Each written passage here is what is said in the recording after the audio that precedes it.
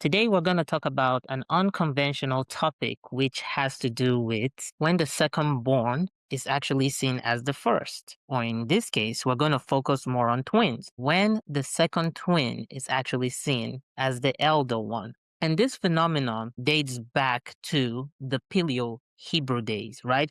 So you can imagine you were born the second, but your entire community sees you as the first. Not if just your entire community, moving down to generation upon generation, right? And how you're referred to, they forever see you as the elder, right? So going back, Paleo Hebrew, and when I mean Paleo Hebrew, I'm talking about Cain and Abel, Moses, and Isaac and Jacob. So we are going to start with Cain and Abel. And the situation where the second twin was seen as the first would be when they were giving their offerings. And when they were giving their offerings, the first, which is Cain, gave an offering with vegetables, and the second, which is Abel, gave an offering with animals, with blood. And this had more to do with what was accepted by God and what wasn't. And according to the Bible and old literature texts, vegetables wasn't wasn't an accepted form of offering. So in this case, this led to Abel offering being accepted. First instance, when the second twin was actually seen or put in a place where the first was supposed to be seated. And when Cain complained about it, the passage was, and it ends with, if you do what is right, you will be accepted. And so that's the first story, and that was exactly what happened during the first situation of that. The second that we're gonna look at is gonna be Ishmael and Isaac, right? Ishmael and Isaac, these are kids from Abraham. Ishmael and Isaac, they're not twins. They are born from two different moms, I think about 13 years apart, but Ishmael is the firstborn of Abraham. But the blessing and the promise went through the secondborn. And the secondborn is Isaac. The covenant passes through the secondborn child. First of his mother, second of his father. But this is a clear example where the secondborn becomes the first. So we tell these stories from this perspective because we are trying to understand how some communities, till this day, still see the second-born twin as the first. Then this takes us to Esau and Jacob.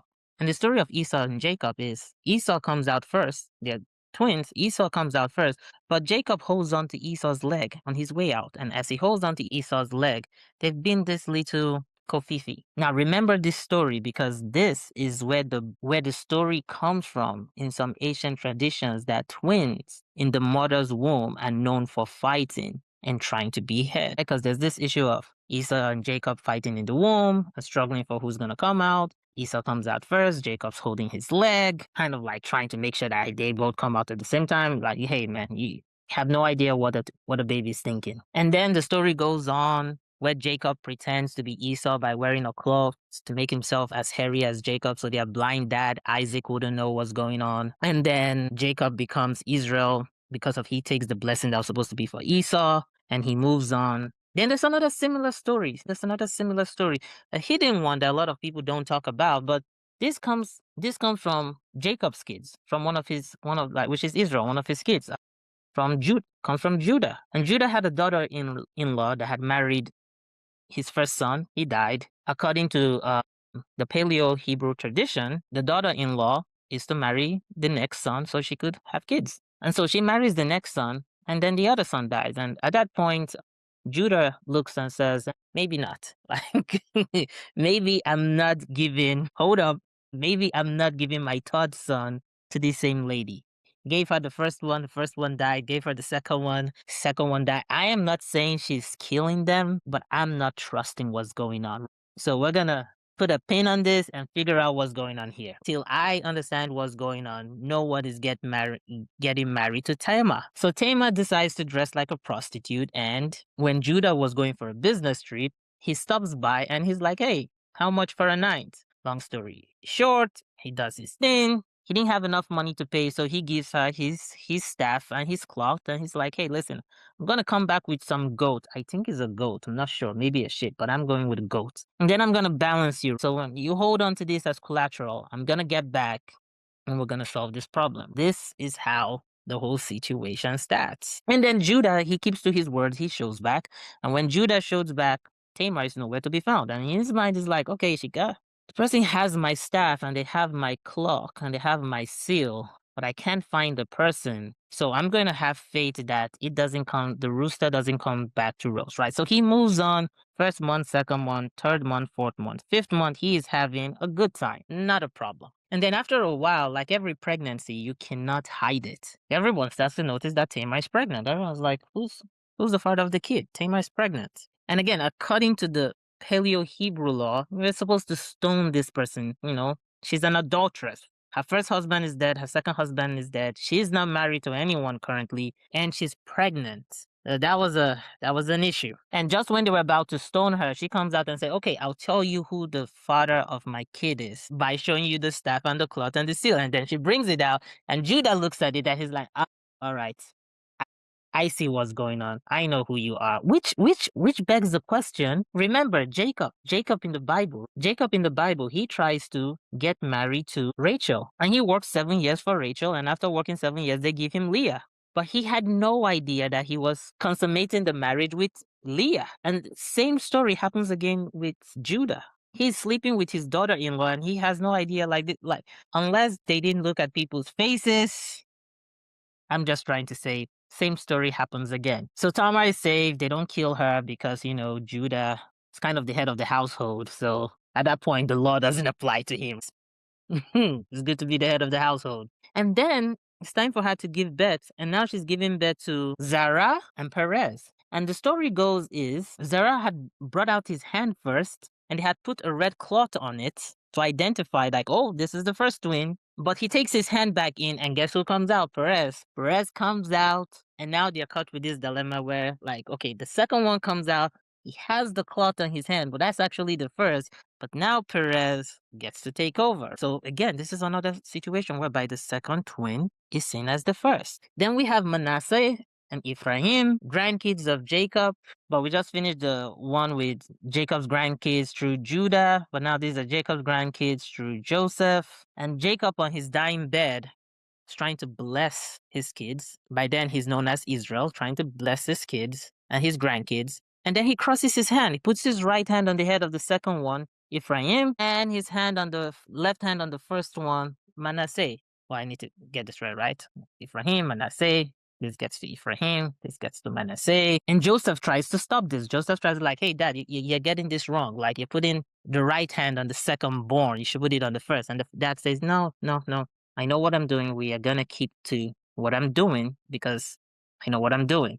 And that's how the story goes. Another instance will be Moses and Aaron, because Aaron is older than Moses with 3 years. But God chooses Moses, the younger one, to lead. So now we have 6 situations where the second is seen as the first. We have Cain and Abel, Ishmael and Isaac, Esau and Jacob, Zahel and Perez, Manasseh and Ephraim, and Aaron and Moses. There's a pattern. You know what they say? 1 is a mistake, 2 is a coincidence, 3 is a pattern. Then at this 4th time, like, okay, this is becoming a thing. This is becoming a way of life. In covering the biblical history, right? We've covered where we've made a clear claim, or we've shown a clear pattern of how the second has been elevated spiritually, physically, and chronologically in terms of the family tree as the first that carries the baton. And then this takes us back to David, last of his brothers. But here again, Samuel comes in, tries to pour the oil on the elder ones, from Eliab to Nathan, but the oil wouldn't come out until they bring David from outside the field. So they bring David in, they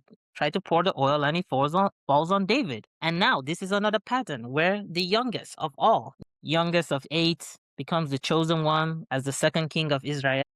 So here's another pattern where the younger one is being chosen. So beyond the twins and through history text, this brings us to modern days era, or pre-modern days era.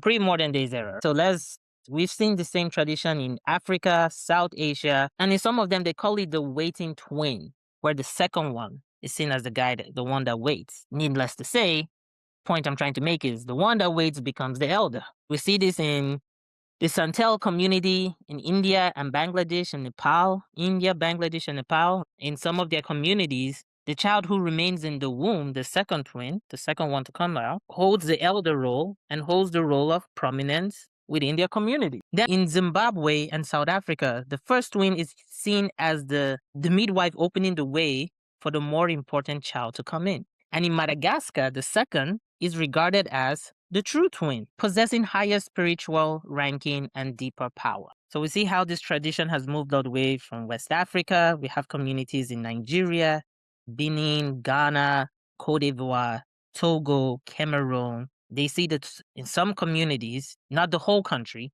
but in some communities in those countries, they see the second twin as the elder and the most prominent. In East Asia, we have Japan, we have South Korea. In their Asian tradition, it's called the philo theory, first in, last out. I came across this word philo in accounting and bookkeeping and trying to budget your finances. That's the first time I came around. But it apparently had something to do with twins. That's where the name comes from. First in, last out. In their perception, the first twin was the first one to be made, and that made him the last one to come out. In South Asia, we've already covered this. We've spoken about in South Asia, we've spoken about India, Bangladesh, Nepal. In South Africa as the country itself also practices that in some community, and Zimbabwe, the Vinda and the Shona tribes, and in Madagascar. So in West Africa, we're going to focus on Yoruba, the Yoruba tribe, and the Akan and Yamba tribe, right? So in Yoruba, across the continent, right, the culture goes as, so they're two twins. Before I look at my text and what I wrote, I'm going to talk about my personal experience. Well, I had one friend growing up, and his name was Kehinde, which is the second twin. And then his elder sister, Taiwo, which is the first twin. In my experience, Kehinde respected Taiwo as the firstborn when we were growing up. And Taiwo bullied him. No, not like bullied him. It was like, the elder sister comes, she says, this is this, this is that. And he's like, all right. But reading this, that's not the case. Because Taiwo is the first. Sometimes they call them Taiwo. Right? Kehinde, the name Kehinde remained constant, but yeah, like Taiwo and then Taiwo. So unless it's used interchangeably, because I've known a Taiwo as a friend, never met the Kehinde, but I've also known a Taiwo. I've known multiple Taiwos and I've met their Kehindes.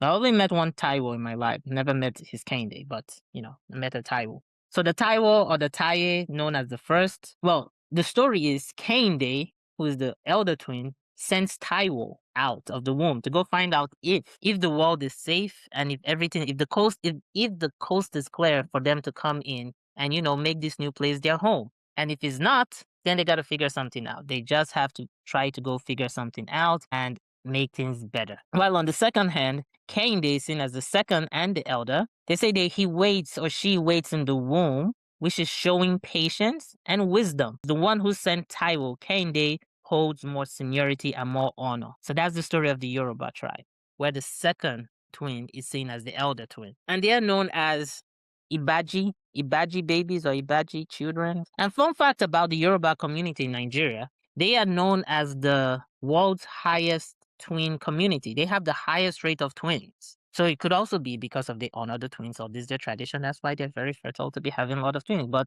the Yoruba community is known as the twin capital of the world. They have more twins than any other community on earth, right?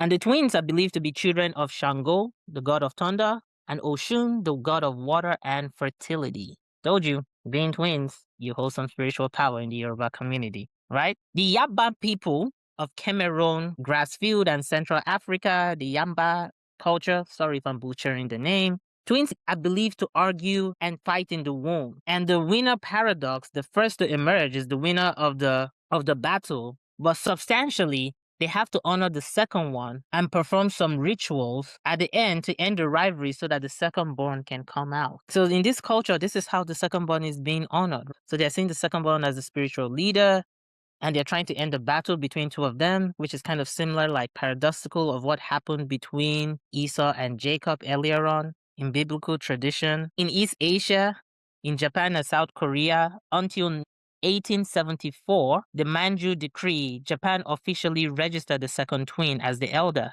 and the logic was the first in, first out. Tradition to this day views the second twin as the older twin. But modernization and everything has moved that out, except for really traditional families, right? You meet those families that they keep to traditions and their ancestor, it is still practiced to this day, where the second twin is seen as the first. In South Asia and South Africa, this is also practiced. The Yamba community in Cameroon, the womb as they see the womb as a council chamber where the both twins have a negotiation, and as a result, the first goes out, making the second one spiritually senior.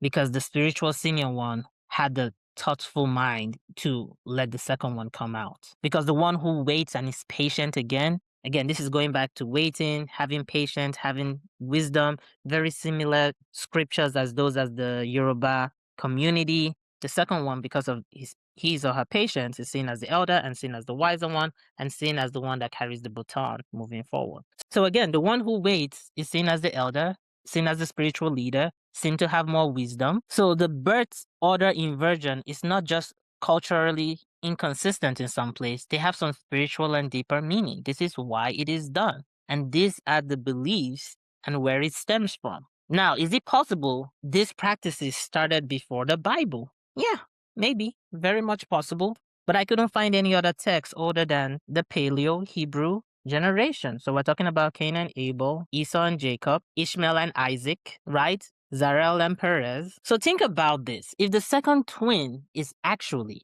right? Because this spiraled down into the whole idea about patience and spirituality. And I started thinking about the concept of dreadlocks, right? You see how this topic one fell over the other. Started thinking about the concept of dreadlocks, not as a hairstyle, but as a spiritual practice. They believe in Rastafari that it stores memory, energy, and time itself. Each lock is a covenant. Now remember that word. It's a covenant, a vow to not rush, not conform, not serve what is being built slowly from the root up. So basically, right, there's a saying in the logs community and it's called the logs journey. And the reason why it's called the logs journey is before you get those thick, good looking, nice, well structured, clean locks, it's a journey.